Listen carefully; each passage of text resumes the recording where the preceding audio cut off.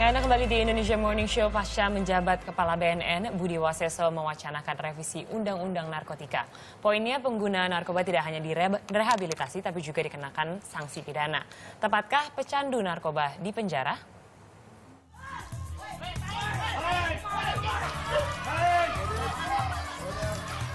Pak, bisa Pak, kalau nggak percaya Pak. Mana? Abang Pak, demi Tuhan Pak. Nah, ada.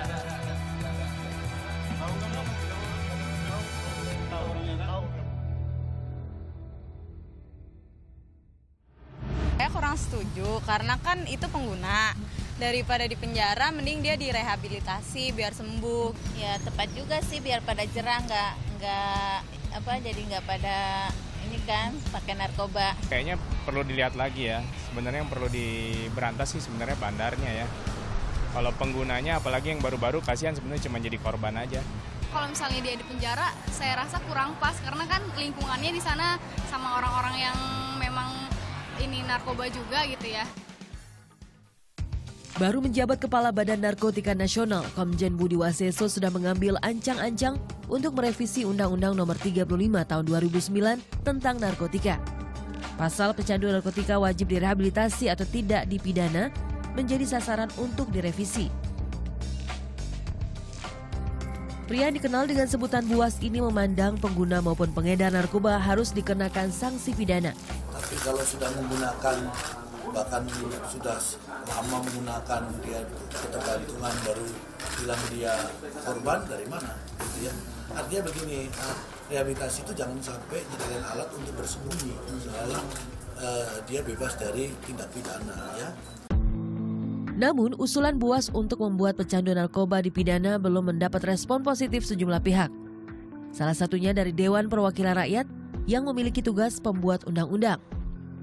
Sebagai usulan iya, tapi dalam kita melihat kondisi sekarang ya, usulan tersebut belum ditopang oleh sarana dan prasarana yang memadai.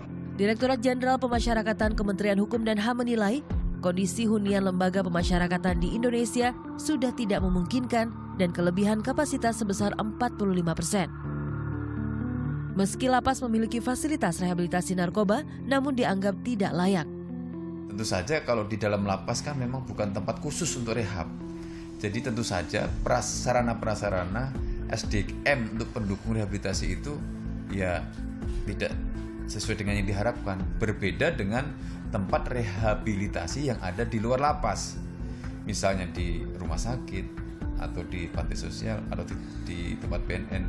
Yang notabene tempat rehabilitasi itu mungkin cukup lebih memadai daripada di dalam lapas.